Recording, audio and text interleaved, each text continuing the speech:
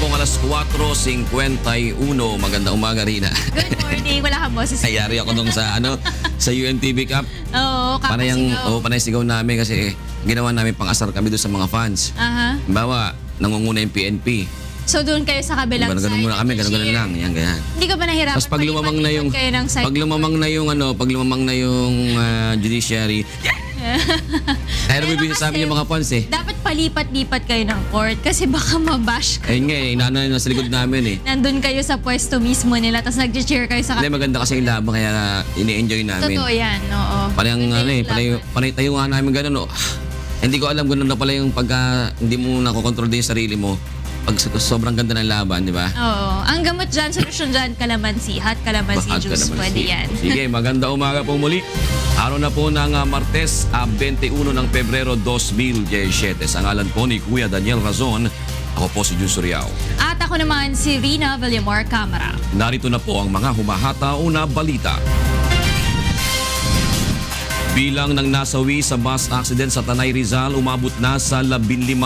Bus company na sangkot sa aksidente, pinatawan ng preventive suspension ng LTFRB.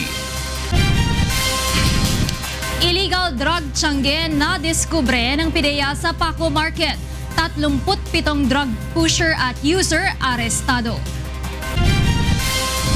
Investigasyon kaugnay ng Davao Death Squad, pinabubuksan muli ni Senator Antonio Trillanes IV. Kasunod ng mga bagong isiniwalat ni self-confessed hitman, retired police Arthur Las Cañas. Mga pulis mula sa iba't ibang bahagi ng Luzon na sangkot sa iba't ibang kaso, i-deploy na sa Basilan ngayong araw. At hangin sa Metro Manila, mapanganib sa kalusugan ayon sa medical experts. Korupsyon itinuturong dahilan sa hindi matagumpay na pagpapatupad ng Clean Air Act sa bansa. Una po sa ating mga balita, pinabubuksan muli ni Senator Antonio Trillanes IV sa Senado ang investigasyon kaugnay sa umano'y Davao Death Squad kasunod ng mga bagong siniwalat ng dating pulis at self-confessed hitman na si Arthur Las Cañas. Narito ang hatol na balita ni Joyce Balancio. Maaaring buksan muli ng Senado ang investigasyon tungkol sa umano'y Davao Death Squad o DDS at sa mga kaso ng pagpatay sa Davao City noong alkalde pa lamang ng lungsod si President Rodrigo Duterte. Ito ay matapos magmanifesto sa plenaryo kahapon si Senator Antonio Trillanes IV kasunod na naging press conference ni retired police Arthur Las Cañas na nagsabing mayroon talagang Davao Death Squad. Nai-refer ang manifesto ni Trillanes sa Committee on Public Order and Dangerous Drugs na pinamumunuan ngayon ni Senator Panfilo Lacson. Maaalalang noong Oktubre ay unang humarap sa pagdinig ng Senado si Las Cañas at itinanggi ang mga pahayag noon ni Edgar Matubato. Involved daw kayo sa bombing ng isang moske. Kasinungalingan po yan. Hindi po totoo. Your Honor, hindi po totoo. Gusto niya siguro sirain yung Presidente Mayor Rody Duterte. Kasi yun naman ang tumbak ng ano niya eh. Yung mga lahat na sinasabi niya, patayan, DDS, yung pagkain sa buaya, hindi naman totoo yun. Binawi lahat ito ni Las Cañas kahapon at sa harap ng media ay dinetalye ang mga ginawang pagpatay noon ng DDS. Aniya umaabot hanggang 100,000 piso ang bayad sa kanila ng nooy Davao Mayor Rodrigo Duterte kapalit ng pagpatay sa mga target. Totoo po ang existence ng Davao Death Squad or DDS.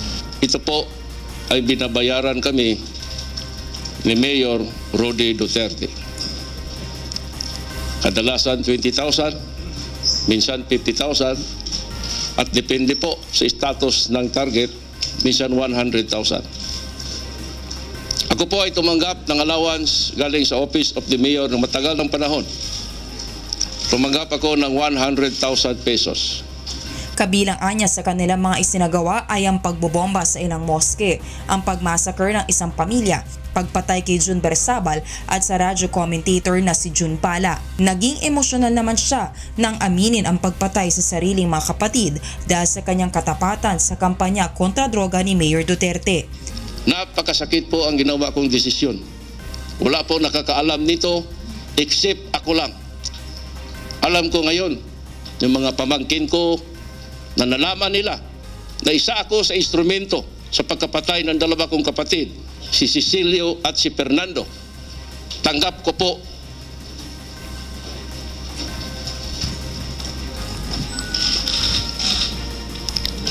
kung anong mangyari sa akin. Nakiusap rin ito sa kapwa niya mga pulis na pakinggan ang kanilang konsensya at tigilan na ang mga pagpatay. Panawagan ko po sa mga kasamahan ko sa pambansang kapulisan na hindi po solusyon ang pagpatay. Managot po tayo sa batas ng tao at batas ng Diyos. Kontento na ako na nagawa ko ang promise ko sa Diyos. Magsagawa ng isang public confession.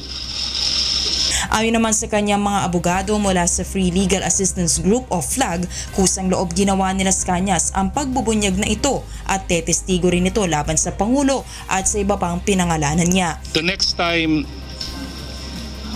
SPO Las Cañas would speak, he would like to speak under oath before the proper government authority, which we hope will be here in a Senate Investigations Committee. Ayon din sa FLAG, kung mapatunayan ang mga alegasyon laban sa Pangulo, maituturing itong valid ground para sa impeachment. If the Constitution is true to its point that a president should come out and present himself as a proper candidate and leader of the people, he should be free of any crime.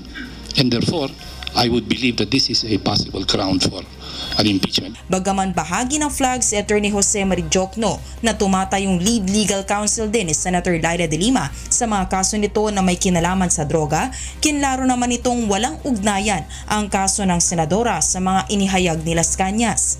Aniya, parehong kliyente niya ang mga ito at walang koneksyon ang development sa kaso ng senadora sa timing ng press conference ni Las Cañas laban sa Pangulo. Joyce Balancio, UNTV News and Rescue, Senate of the Philippines. Tinawag na hindi kapanipaniwala ni Chief Presidential Legal Counsel Secretary Salvador Panelo ang mga naging pahayag ni retired SPO3 Arthur Las Cañas laban kay Pangulong Rodrigo Duterte. Dahil dito, posible anyang magsampa ng kaso ang pamahalaan laban sa self-confessed hitman. Narito ang hataw na balita ni Leslie Longbowen.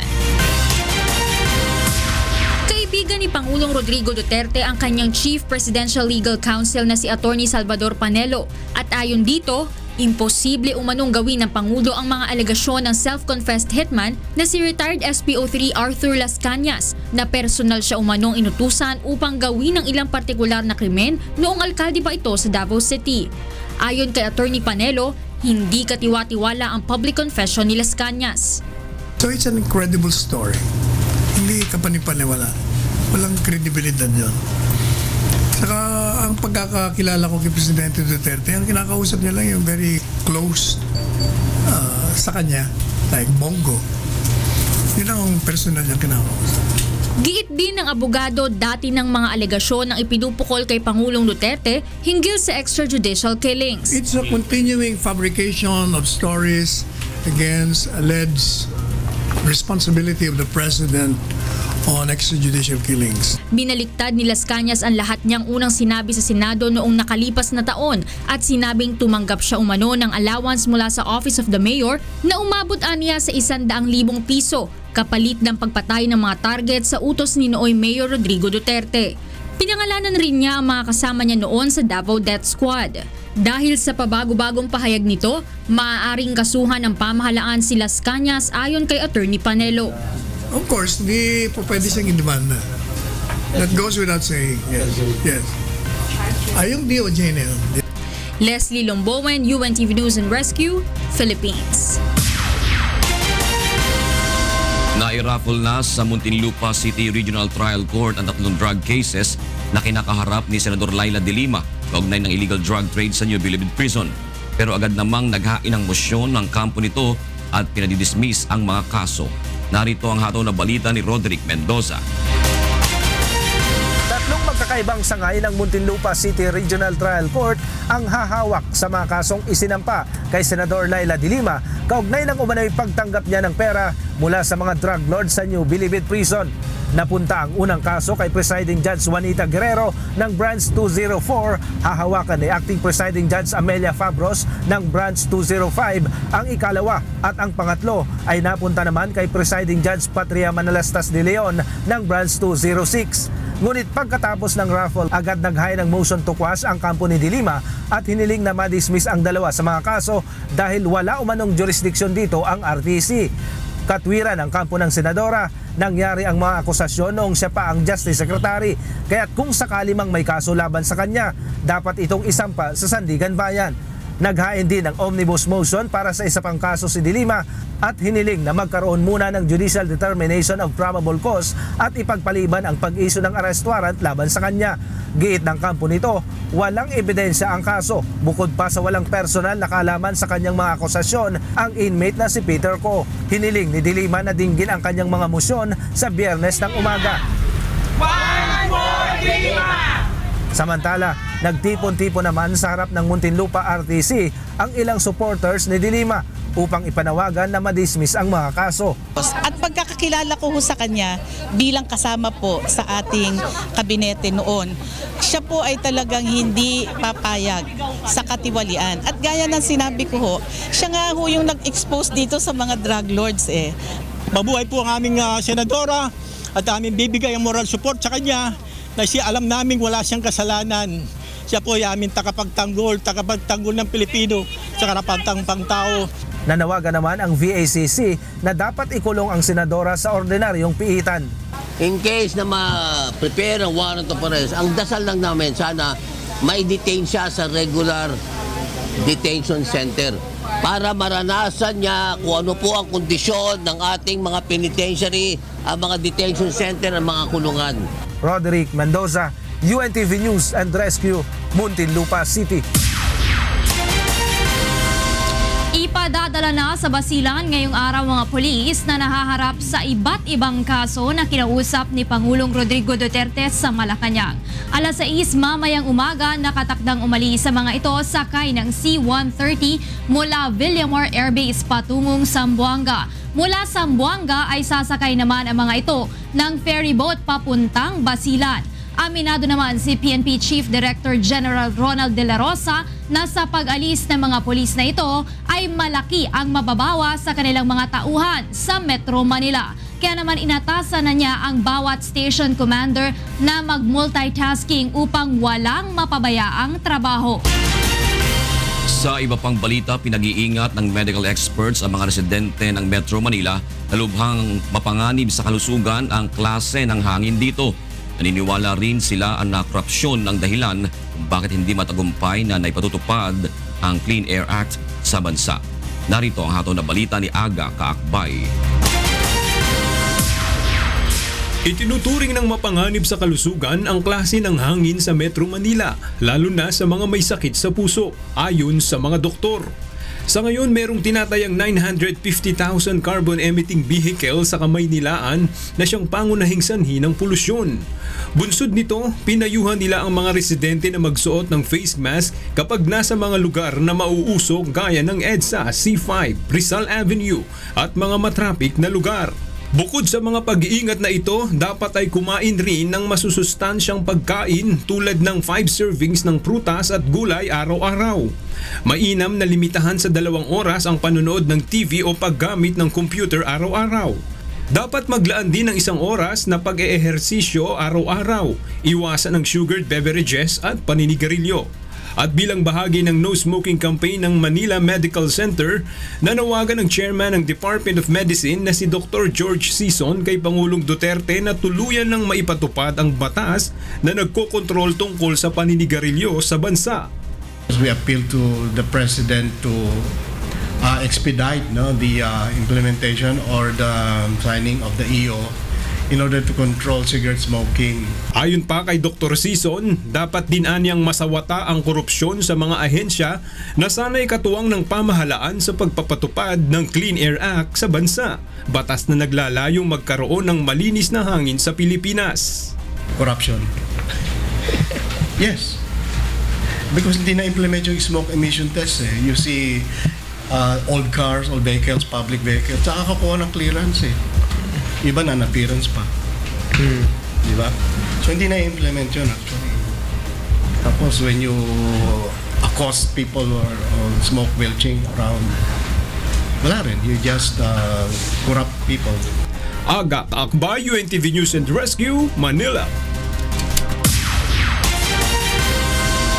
Muling nagpatupad ng dagdag presyo sa mga produktong petrolyo ang ilang kumpanya ng langis ngayong araw. Epektibo kaninang hating gabi ay may dagdag na 25 centavos sa kada litro ng gasolina at 15 centavos naman sa kerosene at Flying V. Wala namang paggalaw sa presyo ng diesel. Kaparehong price increase naman ang ipatutupad mamayang alas 6 ng umaga ng mga kumpanyang Petron at Shell. Samantalang ang Unioil, Eastern Petroleum, PTT Philippines, Phoenix at Sea Oil ay magkakaroon lamang ng 25 centavos na taas presyo sa gasolina.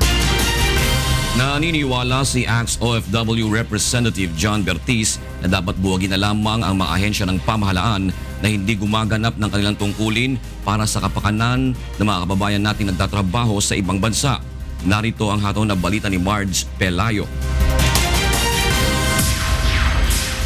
Binatikos ni ex-OFW Party List Representative John Bertiz ang umano'y kawalan ng aksyon ng mga ahensya ng gobyerno kaugnay ng kalagayan ng ating mga kababayang overseas Filipino workers.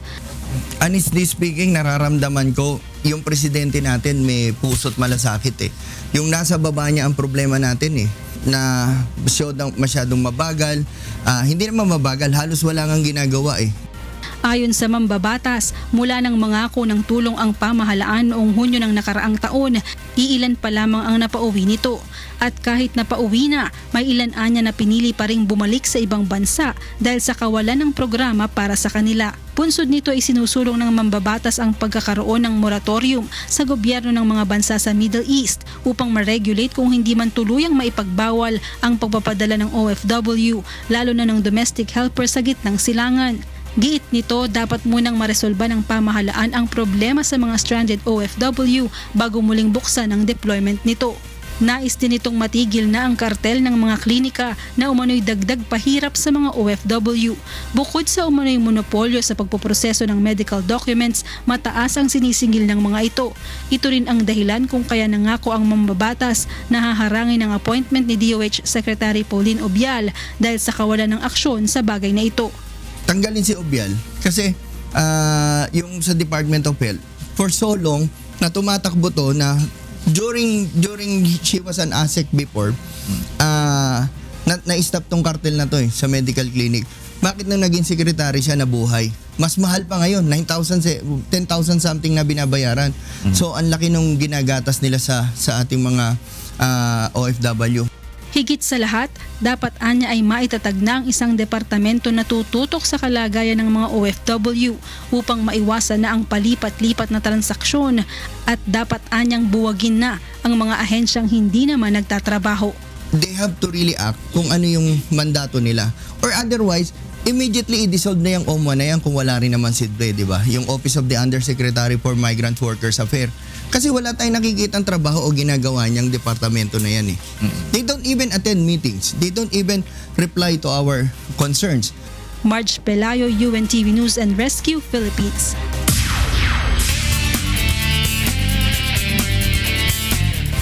Isang drug tiyangge ang nadiskubre ng PIDEA sa isang lugar sa Paco Market kahapon ng hapon. 37 mga drug pusher at users ang naaresto, kabilang ng umano'y supplier ng illegal drugs sa lugar. May report si Maki Libradilla.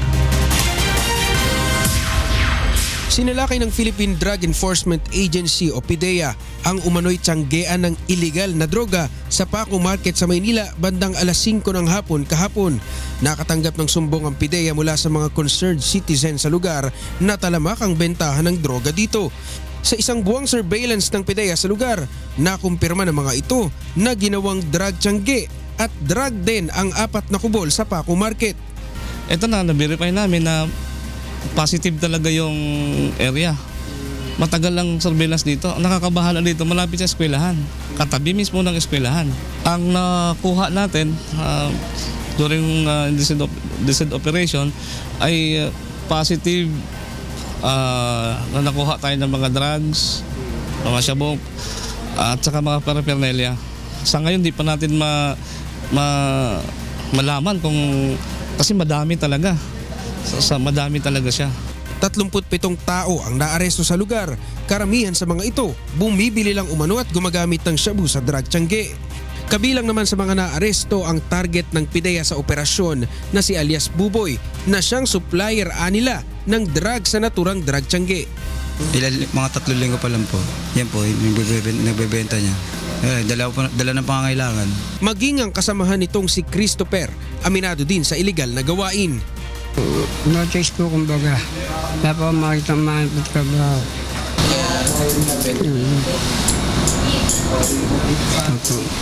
Ang kapitan naman ng barangay, sinabing naging talamak uli ang bentahan ng droga sa lugar mula nang pansamantalang itigil ng Philippine National Police ang anti-drug war nito. Marami talagang doon sa Paco Market. Noong nag-declare kasi si Chief PMP na ano sa mga pulis, dumami ulit.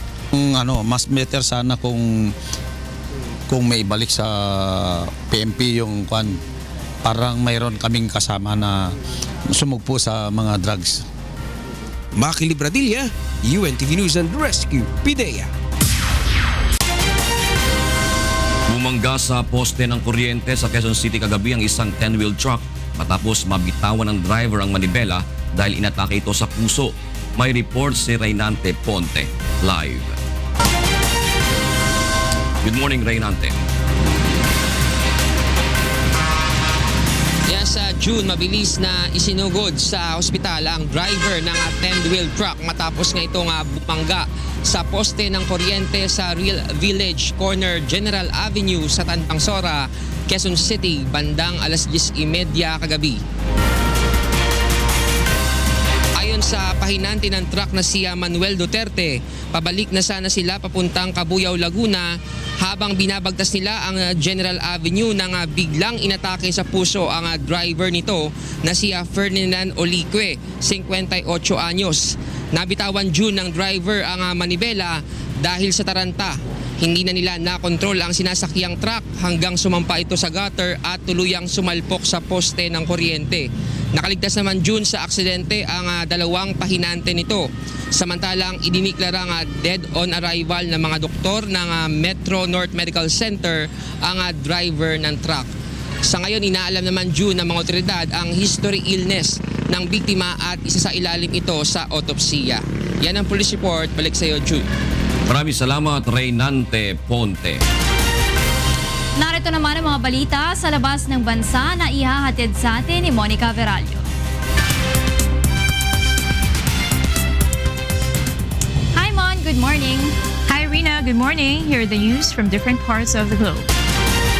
Fire ripped through a local suburb in Nigeria's commercial capital, Lagos, destroying dozens of ramshackle homes. Dozens of buildings were burned to the ground, and Ebut Meta, a community along the Lagos Lagoon where sawmills process timber brought from across Nigeria. There were no reported casualties from the fire.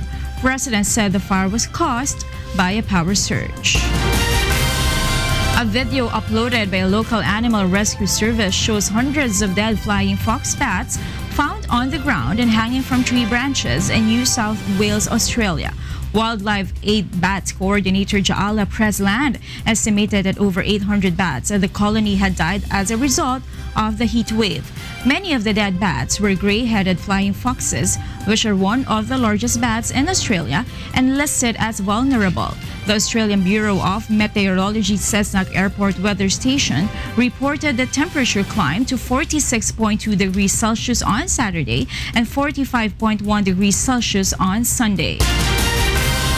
Meanwhile, North Korea's envoy to Malaysia says the police investigation into last week's murder at Kuala Lumpur's main airport could not be trusted. North Korean Ambassador Kang Chol insists the victim is not the estranged half-brother of North Korean leader Kim Jong-un. Whereas Malaysian authorities have identified the victim as Kim Jong-nam, Kang says the embassy had only ever identified the victim as Kim Chol based on the passport carried by the dead man. Malaysia's health minister says autopsy results could be released by Wednesday. And those are the latest news from around the world this morning. Back to you, Rina. Thank you, Monica, for that global news.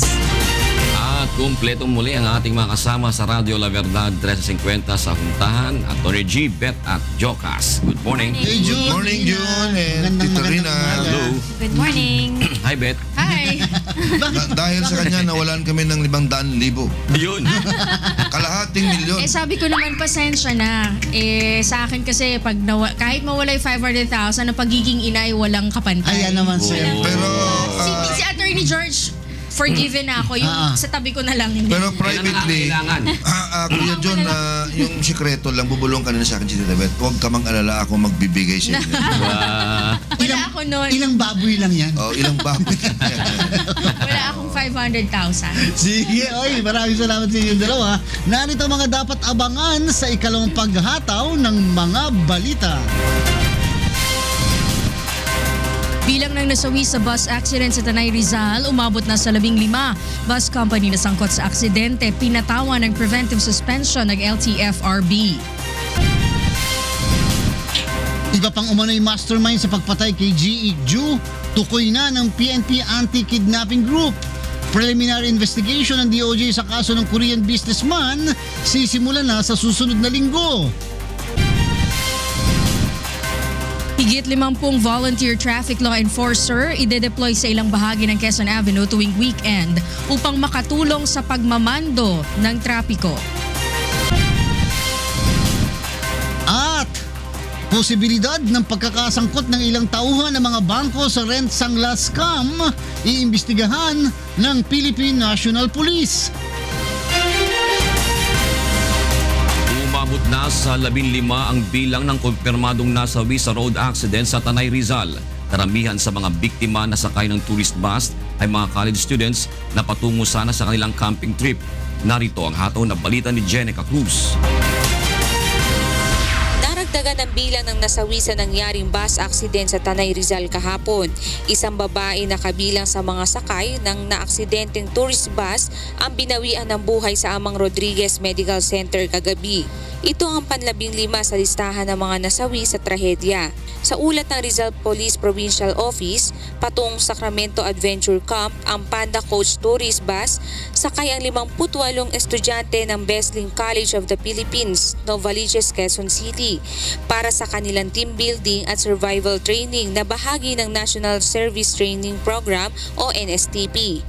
Ngunit habang binabaybay ang Sampaloc Road, Sitio Bayukan, Barangay Sampaloc sa Tanay, nagkaroon umano ng problema sa preno ang bus dahilan upang mawalan ng kontrol ang driver nito at mabangga sa barrier malapit sa road widening area bago sumalpok sa poste ng Meralco at sa Ravine Dray.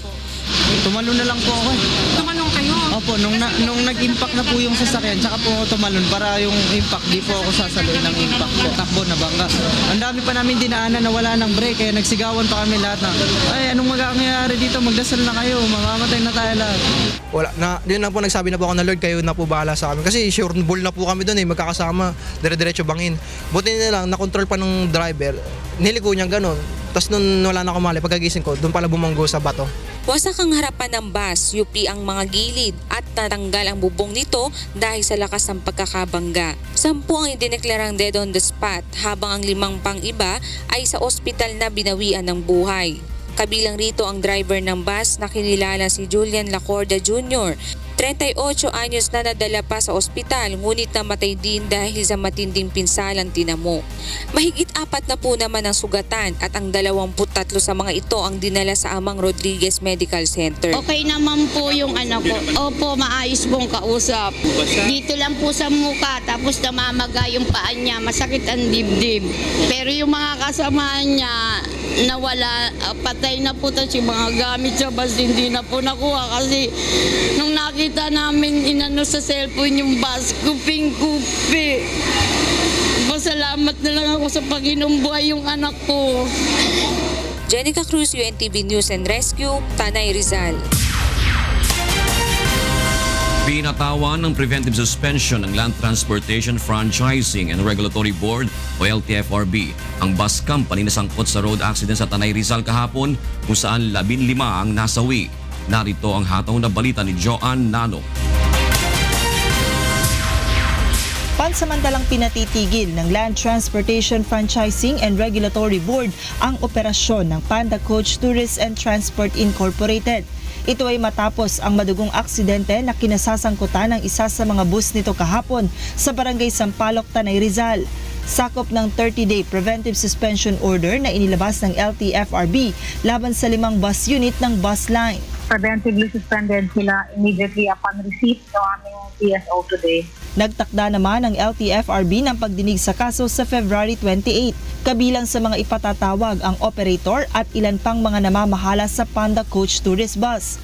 Kasama rin sana sa mga iimbitahan sa paglilitis ang driver ng bus na si Julian Lacorda, 37 anyos, subalit kahapon ay binawian rin ito ng buhay matapos na magtamo ng malubhang pinsala sa katawan. With the death of the driver under criminal law, hindi naman pwede ma-pass on yun unless ma-prove na they can establish that the operator did not exercise good diligence as a good father of a family in handling yung kanilang operations. That will be taken out that will be shown during the hearing naman sa Feb 28. Batay sa inisyal na investigasyon ng mga otoridad, nawalan umano ng preno ang naturang bus hanggang sa bumangga ito sa isang poste ng kuryente at dahil sa lakas ng impact ay halos masira ang buong bus. Sa datos ng ahensya, July 2016 nang maaprubahan ng prangkisa ng Panda Coach Tourist Bus na nakatakda namang mag-expire sa February 2019. Joanne Nano, UNTV News and Rescue, Quezon City. Nakauwi na ang mga estudyante ng Bestlink College matapos kanselahin ang pamunuan ng eskwelahan ng NSTP training nito sa Rizal. Samantala, dinala naman sa Mahar Funeral sa Novaliches ang mga labi ng mga estudyanteng nasawi sa aksidente. May report si Maki Libradilla live. Maki, go ahead. Yes, Angela, bandang alauna ng madaling araw kanina ay nagsimula nang dumating dito sa Novaliches yung mga estudyante ng Bestlink sakay ng 8 bus. Ito ay matapos kanselahin ng paaralan ang isinagawang team building at survival training ng mga estudyante sa Tanay Rizal na bahagi ng kanilang National Training Service Program o NSTP program. Ang ibang estudyante sinundo pa ng kanilang mga magulang habang ang iba naman ay umuwi na agad ng kanilang mga bahay. Pinili naman ang ibang estudyante na magpalipas na ng gabi sa eskwelahan. Ayon kay Charlie Carino, Vice President ng Bestlink College, habang inaasikaso pa nila ang nangyaring aksidente, pansamantala muna nilang hinold ang mga estudyante sa camp at nagkaroon muna ng team building. Pinaghapunan din anya nila ang mga ito bago umuwi. Dilinaw din ng paaralan na hindi mandatory ang naturang team building at survival training. Samantala, dumating na rin sa Mahar Funeral ang mga labi ng estudyanteng na-aksidente sa sinasakyang bus sa Tanay Rizal. Emosyonal naman ang mga kaanak ng mga nasawing estudyante ng kanilang salubungin ang mga labi ng kanilang mga mahal sa buhay. Nasa Mahar Funeral din ang katawan ng driver ng Panda Bus na naaksidente na si Julian Lacorda Jr. Subcontract lang ayon sa Bestlink ang Panda Bus dahil Harana Bus talaga ang kanilang kausap at tiwala na sila dito dahil 10 taon na nila itong service tuwing may NSTP training ang mga estudyante. Karamihan naman sa mga na-ospital na estudyante ay nakauwi na rin ayon sa pamunuan ng Bestlink. Sa ngayon, 15 na ang kumpirmadong patay sa insidente. Sinagot naman ng Bestlink ang gasto sa ospital pati ang gagastusin sa punerarya at nangakong ibabalik ang ibinayad na fee ng mga estudyante na 2,250 pesos para sa naturang training. Samantala, pinag-aaralan naman ngayon ng Bestlink kung sasampahan ba nila ng kaso ang Harana Bus na siyang kumontrata sa Panda Bus nang hindi nila nalalaman. Yan naman ang latest. Balik sa'yo, Angela. Maki, tanong ko lang naglabas ng pahayag itong Panda Coach Bus na sabi nila sila ay sasagot din sa mga financial concerns nitong assistance nitong mga biktima ng aksidente. Paano ba, alam mo ba kung paano makikipag-coordinate itong pamilya ng mga nasawi at mga biktima dito sa aksidente sa Panda Coach Bus? Angela, sa ngayon ang nakakausap pa lang natin ay yung paaralan at yung Harana Bus din kasi ay hindi pa natin sigurado kung yan ba ay sister company ng Panda Bus, dahil sabi nung Best Link ay tutulong din yung Harana Bus na kanila talagang kinausap, na ito namang Harana Bus siya naman yung kumontrata dito sa Panda Bus, Angela. Patuloy kaming makikipag-ugnayan sa iyo, Maki Libradilla. Maraming salamat sa iyo. Sa iba pang balita, nadadagdagan pa ang mga akusado sa kaso ng pagdukot at pagpatay sa Korean businessman na si Ji Ik-ju base sa pinakabagong mga ebidensyang nakalap ng PNP Anti-Kidnapping Group. Narito ang hataw na balita ni Grace Cassie. Tukoy na ng PNP Anti-Kidnapping Group ang umano'y dalawa pang mastermind sa pagdukot at pagpatay sa Korean businessman na si Ji Ik-ju. Subalit tumanggi muna si PNP AKG Acting Director Police Senior Superintendent Glenn Dumlao na pangalanan ng mga ito upang hindi makaapekto sa kanilang ginagawang investigasyon. Yung mga mastermind na yan ay napakalayo sa krimen. Sila yung pinakamagaling magtago ng link sa krimen. Pero anyway, may mga naglilink sa kanila ng mga principal player. So, yun yung airtight kasi connected talaga. Natuklasan din ng AKG na murder ang tunay na motibo sa pagdukot sa Korean businessman dahil sa umano'y pagtanggi nitong magbigay ng pera sa mga suspect. Sa in-depth investigation namin, lumalabas na ang talagang motive talaga nila na is to kill the person. Dahil ayaw nyo sa extortion, pati yung ibang mga legitimate businessman na Korean businessman, Chinese businessman, ayaw na rin magbayad doon sa mga nag-extort. So, yung sinasabi nating yung mafia style is you kill that para lalong mag-instill ka ng fear, ng takot doon sa iba, o di magbibigay sila, di ba? So, nakatakda namang ibigay ng AKG sa Department of Justice ang mga impormasyong kanilang nakala para sa isasagawang joint investigation. Sa February 26, sisimulan na ang preliminary investigation sa kaso ni Ji Ik-ju sa Department of Justice. Patuloy naman ang pakikipag-ugnayan ng PNP sa Korean National Police kaugnay sa insidente. Grace Casin, UNTV News and Rescue, Camp Crame. Iimbestigahan ng Philippine National Police ang posibilidad ng pagkakasangkot ng ilang tauhan ng mga bangko sa rent sangla scam. Narito ang hataw na balita ni Mon Hokso.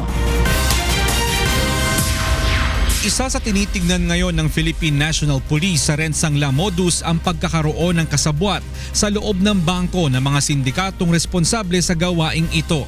Ayon kay PNP Chief Police Director General Ronald De La Rosa, nais nilang tignan ang bawat anggulo sa issue upang mabilis na maresolba kung sino ang mga sangkot sa krimeng ito. Over a period of time, imposible naman na nakakabayad palagi yung 16 na sasakyan na isang owner lang na biktima sa sindikato na ito. Baka mayroong taga-loob ng bangko na pinagtatakpan itong pangyayari. Kaya nga, we will conduct a very comprehensive investigation dito para ma-uncover lahat ng mga posibleng involved sa sindikato na ito. Pinaalalahanan din ni Chief PNP ang mga lending institutions at bangko na agad ipagbigay alam sa kanila ang mga kahinahinalang transaksyon ng car loans. Nagpaalala naman si HPG Director Chief Superintendent Antonio Gardiola sa publiko na mag-ingat sa mga ganitong modus. Bastang malaking pera na pumapasok, maging questionable na yun sa atin. Kagaya niyan rent-a-car. The next scheme from there, nung sinasabing papasangla, imagine 45,000 a month ang ino-offer. In-offer 45,000 a month, there should always be a question in our mind. Parati po tayo maging suspicious sa mga transaction natin. Huwag tayong madala kaagad sa mga malalaki. Ayon sa PNP Highway Patrol Group, nasa 1,800 ang mga nasangkot dito sa rent sangla scam. At sa ngayon ay nasa 800 pa lamang ang nare-recover ng PNP HPG. Patuloy namang hinahanap ng PNP ang ilan pang mga personalidad na sangkot sa rent sangla scam. Sa ngayon, isa sa 4 na suspect ang nahuli na. Makakasuhan ng suspect ng large-scale estafa at hindi pa hintulutang makalabas ng bansa. Ayon kay De La Rosa, may tuturing na economic sabotage ang ginagawa ng mga operator ng rent sangla scam dahil sa bilyong pisong kinita ng mga ito sa kanilang mga biktima. maaari ding makasuhan ng paglabag sa anti-fencing law ang mga tao na pinagsanglaan na ayaw isurrender ang mga sasakyan. Most likely talaga dahil sa kanila na-recover yung posisyon ng sasakyan eh. Sila yung possessor nung sasakyan na nawawala. So liable sila ng anti-fencing. Mon Hocson, UNTV News and Rescue, Camp Crame.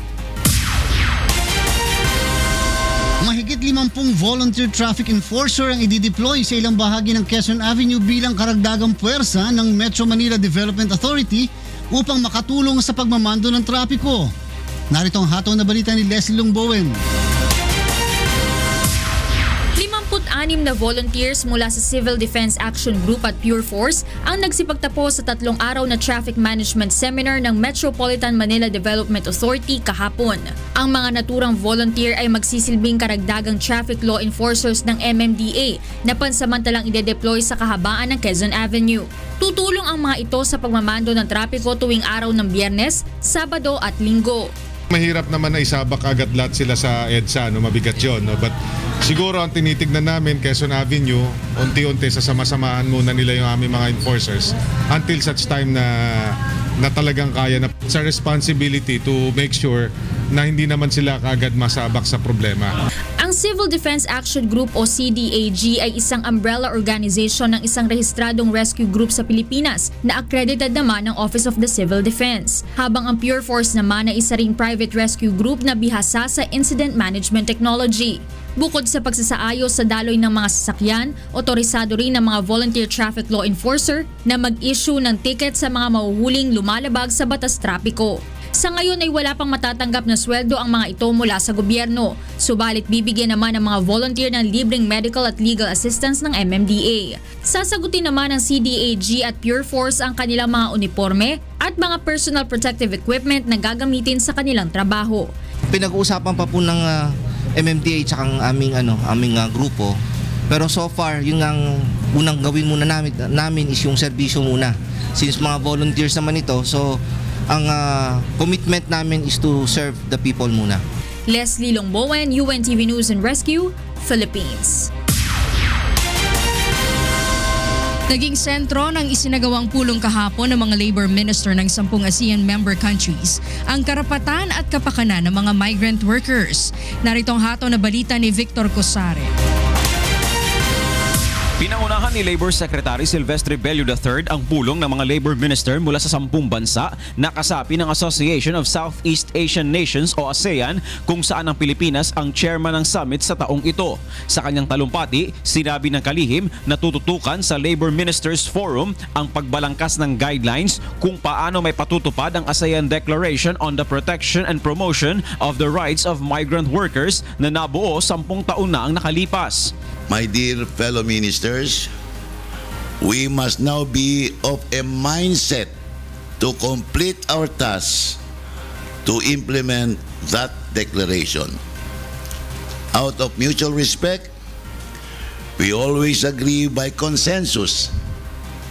And once a consensus is reached, we ethically bind ourselves to implement an agreed set of commitments. January 13, 2007, nalagdaan ang deklarasyon sa Cebu, kalinsabay ng 12th ASEAN Summit.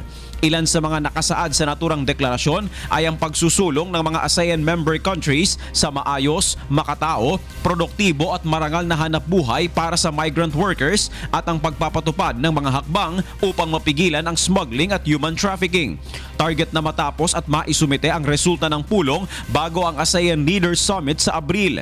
Ibinida naman ng kalihim sa ibang mga delegado ang Davao City bilang hometown din ng chairman ng ASEAN para sa taong ito na si Pangulong Rodrigo Duterte. Davao is geographically closest to many of you, our neighbors in the ASEAN region. Davao carries many traditions that we inherited long ago from cultures and peoples of ASEAN. Davao thrives in the promise of peace and prosperity that is possible the ASEAN way. Victor Cosare, UNTV News and Rescue, Davao City. Nilinaw ng Philippine Institute of Volcanology and Seismology o PhilVox na hindi ang nagdaang lindol sa Surigao del Norte ang sanhi ng tension cracks na nakita sa isang barangay sa bayan ng San Francisco. Narito ang hatol na balita ni Jenny Lingaki. Hindi pa man nakaka-recover mula sa trauma na idinulot ng 6.7 magnitude na lindol sa Surigao del Norte noong February 10, nadagdagan na naman ang alalahanin ng mga residente sa Barangay Uslao sa San Francisco, Surigao del Norte. Ito ay matapos na mapaulat na mayroong fault line sa barangay poblasyon na 2 barangay lang ang layo mula sa kanilang lugar. At natatakot ang mga ito na maapektuhan din kapag gumalaw ang naturang fault line. Ayon sa mga residente, may mga kaparehong tension cracks sa kanilang lugar, gaya ng lumitaw sa barangay poblasyon matapos ang lindol. Maglindol, dito na yung movement na ng lupa. Kaya nagtiteksyon sa amin yung taga-UP, sabi na magpa-alam daw sa mga barangay constituents. Tapos inaalam din namin, binandilyo namin na alert level 2 kami dito. Alam na ng mga tao, kasi lang ayaw lumikas. Ngunit paglilinaw ng Philippine Institute of Volcanology and Seismology o PhilVox, ang mga nakitang tension cracks ay hindi dahil sa nagdaang 6.7 magnitude earthquake sa probinsya. May nakita silang mga tension cracks doon. So ang nangyari, meron kasi kaming project na tinutulungan namin yung community para i-monitor yung mga tension cracks. Itong mga tension cracks na to, hindi siya dahil sa lindol. Dati nang merong tension cracks doon. Dagdag pa ng PhilVox, marami ring katulad dito sa ibang lugar sa probinsya, subalit wala namang komunidad na direktang maapektuhan. Sa ginawa naming assessment, at least 2 yung nakita naming landslide na nangyari during the earthquake. Ito yung isa sa may barangay Bakuran sa Malimono. Tapos along National Road, meron ding rock slide na nangyari doon. Panawagan ng PhilVox sa mga residente, manatiling kalmado at bagkos ay paghandaan ang lahat ng mga posibleng kalamidad na tumama sa kanilang lugar upang maiwasan ang matinding pinsala. Jeneline Gakit, UNTV News and Rescue, Surigao del Norte.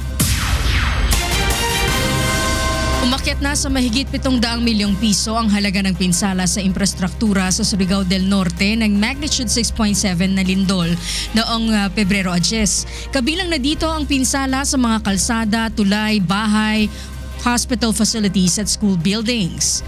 Nananatili namang kanselado ang biyahe ng eroplano papasok at palabas sa Surigao City Airport dahil sa pinsala ng lindol sa runway ng paliparan. Samantala, ayon sa pinakahuling tala ng National Disaster Risk Reduction and Management Council o NDRRMC, mahigit 16 na milyong pisong halaga ng ayuda ang naipamahagi na ng pamahalaan at non-governmental organizations sa mga biktima ng kalamidad sa probinsya. Sa ngayon ay patuloy pa rin ang pamimigay ng Department of Social Welfare and Development o DSWD ng family food packs at non-food items sa mga apektadong residente.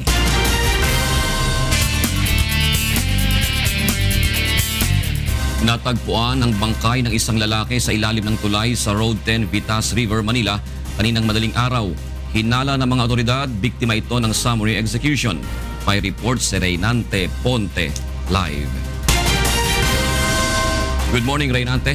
June, duguan nga ang ulo at tiyan. Nakaposas na plastic sa strap ang mga kamay ng isang lalaki nang matagpuan sa ilalim ng tulay ng Road 10, Vitas River sa Manila kaninang alauna ng madaling araw. Nakilala ang biktima na si Renato Puro, 29 anyos at pahinante ang trabaho. Naghihinagpis na nga dumating ang asawa ng biktima na hindi matanggap ang nangyari sa sinapit nito. Ayon sa asawa, nagpaalam lang ito sa kanya na magbabiyahe sa trabaho at dahil hindi pa ito umuwi ay nag-alala na siya. Hindi na rin niya alam kung papaano masusuportahan ang dalawa nitong mga anak na 1 taong gulang at 2 buwan pa lamang. Ayon sa investigasyon ng mga otoridad, posibleng tinorture ang biktima at tinapon na lang sa ilalim ng tulay. Dahil madilim ang lugar, wala namang residente ang nakakita sa mga sospek. Balik sa iyo, Jude. Maraming salamat, Reynante Ponte. Para naman sa mga balita sa labas ng bansa, narito si Rina Villamor Camara. Rina, go ahead. Thank you, Angela. Here are the latest news from different parts of the world. Former Beijing Deputy Communist Party Chief Liu Seiwen has been sentenced to 13 years in prison for taking bribes. The Intermediate People's Court in Northeast China's Jilin province says Liu is also fined 2 million yuan and her illegal gains shall be recovered and turned over to the state treasury. Liu was found to have taken advantage of various official posts from 2001 to 2015. She accepted bribes worth 18.79 million yuan. The court says it has shown leniency as Liu confessed to her crimes, expressed remorse, and voluntarily returned illegal gains. The court adds Liu has accepted the verdict. Meanwhile, a hidden landmass known as Zealandia should be recognized as the world's 8th continent, according to a report in the Geological Society of America's journal. Nina Bascon has the news. The world's oceans conceal many secrets, but a paper published in a journal of the Geological Society of America may have exposed the biggest of all. A continent 2/3 the size of Australia lurking beneath the waves in the Southwest Pacific. The landmass, 4.5 million square kilometers in size, and some 94% of it is underwater, and only its highest points, New Zealand and New Caledonia. It's been there for 100 million years, but it's newly discovered, and that's because it's been underneath the ocean and hiding. It's rather frustrating for us geologists with the oceans being there. If we could pull the plug on the oceans, it would be clear to everybody that we have mountain chains and a big high-standing continent above the ocean crust. The paper titled Zealandia, Earth's Hidden Continent, purports to show that recent information proves what has long been suspected. Mortimer said geologists from early in the previous century had found granite from subantarctic islands near New Zealand and metamorphic rocks on New Caledonia that were indicative of continental geology. If the discovery gains acceptance within the scientific community, cartographers may have to add an 8th continent to future maps and atlases. Zealandia is believed to have broken away from Australia about 80 million years ago and sank beneath the sea as part of the breakup of the supercontinent known as Gondwana land. What we hope will happen is that Zealandia will appear on world maps, in schools, everywhere. Nina Bascon, UNTV News and Rescue, Australia. And those are the latest news from around the world at this hour. Back to you, Angela. Thank you, Rina. So dapat i-add na nila sa mga libro ng mga bata. 8 continent. Pero kailangan may mga authentication. Meron pang pagpupulong, may mga bago nila mailagay sa mga libro. Pero another one na naman na makakasama sa mga i-review ng mga estudyante. Para po sa mga karagdagang balita, bumisita lamang sa aming website na untvweb.com. At abangan sa ikatlong paghataw ng mga balita. Mayorya ng mga pulis na nakatakdang destino sa Basilan hindi sumipot sa kanilang deployment sa Taguig. Mga pulis na tumanggi sa reassignment, posibleng sampahan ng kasong administratibo o serious neglect of duty. National Democratic Front of the Philippines naniniwalang may posibilidad pa rin na dumating sa the Netherlands ang ceasefire committee ng pamahalaan para sa nakatakdasan ng pagpupulong kaugnay sa joint ceasefire agreement. Relief operations sa mga lugar sa Surigao del Norte na naapektuhan ng magnitude 6.7 na lindol. Target matapos ng provincial government ngayong linggo. At 26 na floats lalahok sa pinakaabangang Grand Float Parade na bahagi ng taunang Flower Festival sa Baguio City. Sa detalye ng mga balita, malaking bilang ng mga pulis na idinestino sa lalawigan ng Basilan ang hindi sumipot sa itinakdang deployment ng mga ito kanina sa Taguig City. Yan po ay kahapon. Alamin natin ang detalye mula kay Asher Kadapan live. Asher. Yes, kuya, batay nga sa final accounting, 53 pulis lamang na naka-deploy or naka-reassign sa Basilan ang umalis mula sa Camp Bagong Diwa sa Taguig pasado alas 4 kaninang umaga. Ayon sa opisyal na tala ng National Capital Region Police Office o NCRPO, 310 pulis ang kabilang sa reassignment order na inisyu noong nakaraang Sabado. Ngunit sa isinagawang send-off ceremony kahapon, 73 lamang sa mga ito ang dumalo. Kaninang madaling araw, bago lumipad sa Basilan ang mga pulis, bumaba pa nga sa 53 ang huling bilang ng mga ito, kung saan 34 ay galing sa NCR at ang iba ay galing sa Region 1, 2, 3 at 4 at Cordillera Region. Ayon pa sa NCRPO, 29 sa mga dapat i-deploy ay excused dahil sa court order ngayong linggo, habang 9 ang mga nasa ilalim ng non-duty status, schooling o naka-leave. Ayon kay PNP Directorate for Personnel and Records Management Police Director Ramon Puruganan, ang mababang bilang ng mga sumunod na pulis ay dahil rin umano sa kaugalian ng mga ito na tumanggi kapag inilalabas sila sa kanilang comfort zone. Aniya, normal ang ganitong movement sa mga pulis at ang mga tatanggi sa kanilang reassignment ay sasampahan nila ng kasong administratibo o serious neglect of duty. Samantala, bandang alas 4 kanina ay umalis ang mga pulis mula dito sa Camp Bagong Diwa patungo sa Villamor Air Base. Sasakay ang mga ito sa C-130 patungong Zamboanga at mula sa Zamboanga ay sasakay ang mga ito ng ferry boat na maghahatid sa kanila sa Basilan.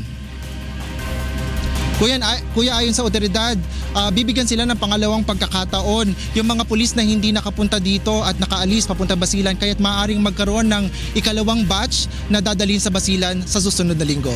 Balik sa iyo, Kuya. So Asher, kanina lumipad yan ng madaling araw at saan sila unang dadalhin lahat?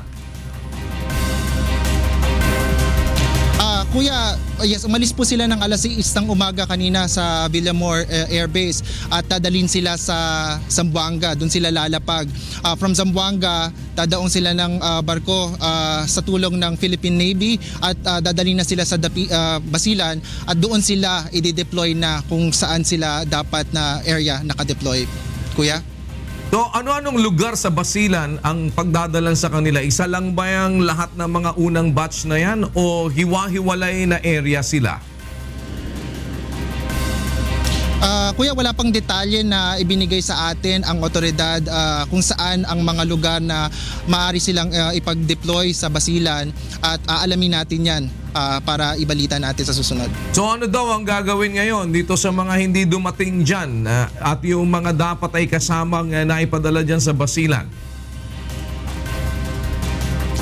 Well, ang huli pong pahayag ng otoridad na si Senior Superintendent ng DPRM ay magkakaroon sila ng bibigyan nila ng pangalawang pagkakataon ang mga pulis na na bumalik dito, kaya nga next week maaari daw merong ulit kalawang batch na pupunta sa Basilan. Kuya. Maraming salamat, Asher Kadapan, nagulat mula sa Camp Bagong Diwa. Nakahanda pa rin ang political arm ng Communist Party of the Philippines sakaling magbago ang desisyon ni Pangulong Rodrigo Duterte at muling ipagpatuloy ang peace negotiations. Naniniwala ang peace panel ng National Democratic Front of the Philippines na may posibilidad pa rin na dumating ang ceasefire committee ng pamahalaan sa nakatakdasan ng pagpupulong bukas sa the Netherlands upang talakayin ang joint ceasefire agreement. Narito ang hataw na balita ni Mirasol Abogadil. Umaasa pa rin ang National Democratic Front of the Philippines o NDFP na magbabago pa ang isip ni Pangulong Rodrigo Duterte at pahihintulutan ang muling pagpapatuloy ng usapang pangkapayapaan sa pagitan ng pamahalaan at komunistang grupo. Bago ipahinto ng punong ehekutibo ang peace negotiations, ilang mahahalagang agenda na ang napagkasunduan ng magkabilang panig. Magugunitang sa ikatlong round ng peace talks, nilagdaan na ng GPH at NDFP peace panels ang supplemental guidelines para sa full operation ng Joint Monitoring Committee sa ilalim ng Comprehensive Agreement on Respect for Human Rights and International Humanitarian Law o CARIL. Gayon din ang ground rules para sa Comprehensive Agreement on Socio-Economic Reforms na siyang puso at diwa ng peace process. Bukas naman hanggang sa Lunes, February 22 to 27, nakatakda sana ang pagtalakay ng magkabilang panig sa interim bilateral ceasefire. Ayon sa Chief Peace Negotiator ng NDFP na si Fidel Agkawili, nakahanda pa rin ang kanilang panig sakaling magbago ang isip ng Pangulo at ituloy ang nakatakdang pagpupulong kaugnay sa tigil putukan.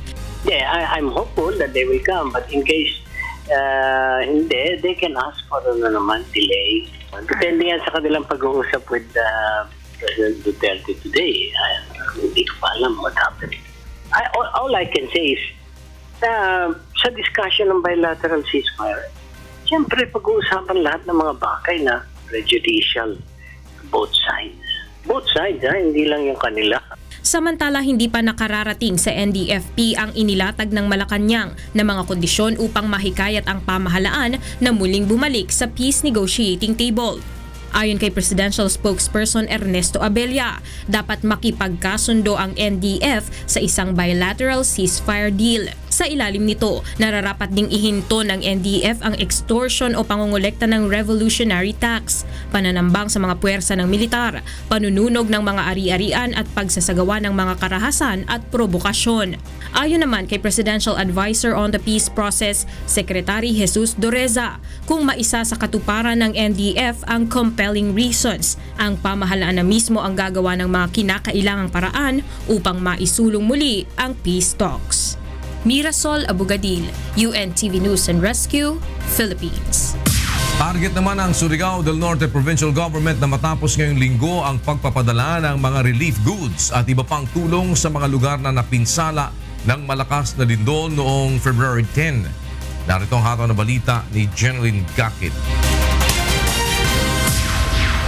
Hanggang ngayon ay tuloy-tuloy pa rin ang ginagawang relief operations sa mga bayan sa Surigao del Norte na naapektuhan ng magnitude 6.7 na lindol mahigit isang linggo na ang nakalilipas. Batay sa ulat ng Provincial Social Services Office, sa 7 munisipalidad at isang syudad na naapektuhan ng lindol, tanging ang ilang lugar na lamang sa bayan ng San Francisco at Malimuno ang hindi pa napapadala ng relief goods. Ito ay dahil nasira ang Anaw-Awong Bridge sa San Francisco kung kaya hindi makatawid ang mga sasakyang magdadala ng tulong. Nag-deliver yung province of Misamis Oriental ng tulong. Tapos ng mga goods, mga dilata, para food packing na rin namin yan at i-distribute na natin sa mga municipalities din.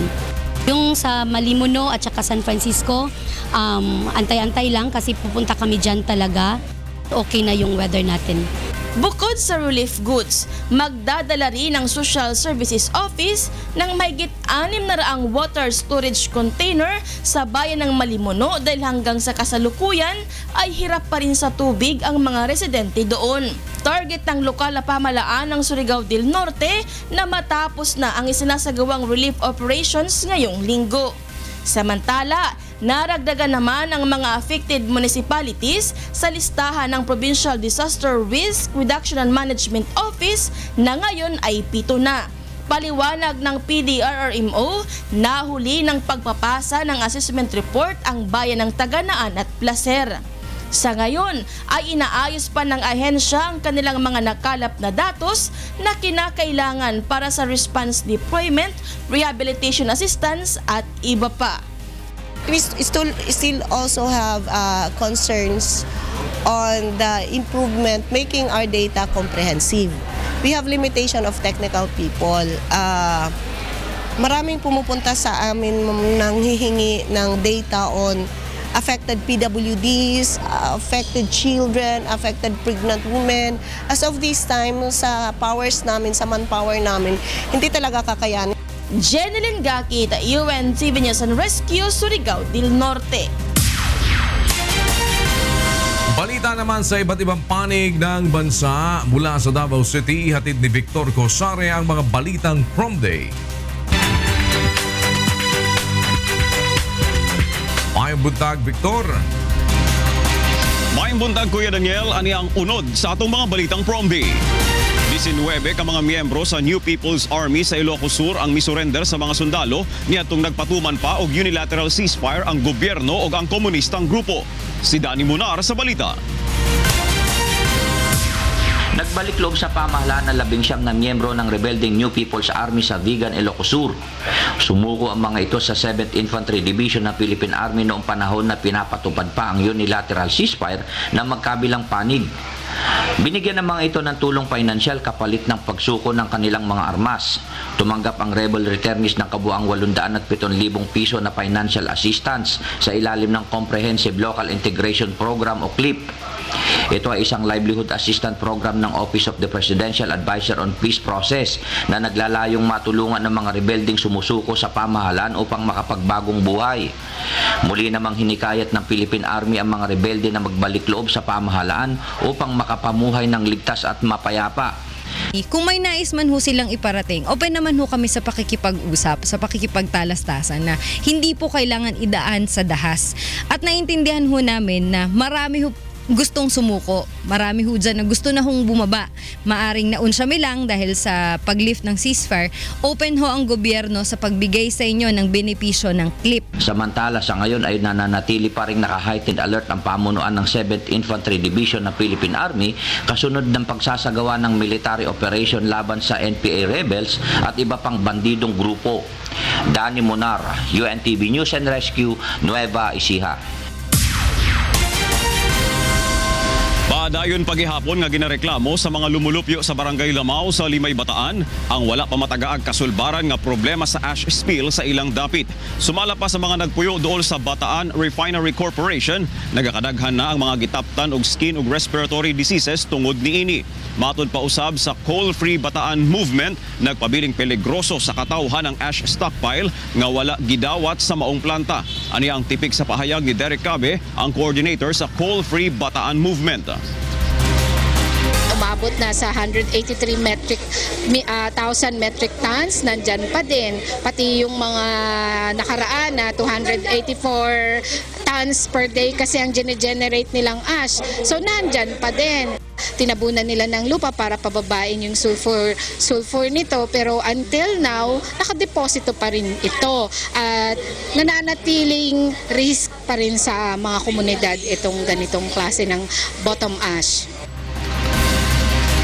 Sukad niya itong Enero hangtod atong niaging semana, kapin sa 600 na ka mga health complaints ang nalista sa Coal-Free Bataan Movement nga ang hinungdan maukuno ang mga power plants. Pagahimo ng usa ka mandatory requirement sa Davao City Engineers Office sa mga mukuha og building permit ang pagbutang og rainwater catchment system sa itukod nga mga building. Si Aileen Taklob sa detalye. Nagpahinumdum pag-usabang City Engineers Office mahitungod sa ginapatuman nga City Ordinance number 0298-09 o ang Rainwater Catchment System sa syudad. Oktubre 17, 2014, gipirmahan o giaprubahan sa kanhing Davao City Mayor ug Presidente sa nasud karon Rodrigo Duterte ang ordinansa nga nagtinguha nga makapangita og alternatibong pamaagi aron makatipid sa paggamit sa tubig. Enero 2015, gisugdan ang pagpatuman niini. One of the purpose of our rainwater collection is to conserve water and to utilize rainwater for non-potable purposes. Okay. Such as flushing of toilet, dry cleaning, etc. Gawa sa gamit niini nga panglimpyo ug pangpamubo sa mga tanom, ang tubig nga gagikan sa RCS mamahimo usab nga inumon kung kini adunay Certificate of Potability nga magikan sa City Health Office. Ang gagmay nga sudlanan sa rainwater catchment system pwedeng magpondo og 2 ka litro hangtod na 10,000 nga litrong tubig. Samtang ang large-scale storage tank mamahimong makapondo og kapin sa 10,000 nga litro sa tubig. Ang pagbato ng rainwater catchment system usa ka mandatory requirement para makakuha og building permit ang isa ka establishmento, residential, institutional o commercial man. Ang rainwater collection is a requirement. It is a mandatory requirement in the issuance of building permit. Kaya ang pag-require na mo og rainwater collection sa tanang new building application for new buildings, applying for building permit is nag-start katong January 2015. Bisan na ay mga pagsupak sa pipila ka mga tao ilabi na sa mga aplikante, wala gayud na pugnan ang pagpatuman sa maong ordinansa.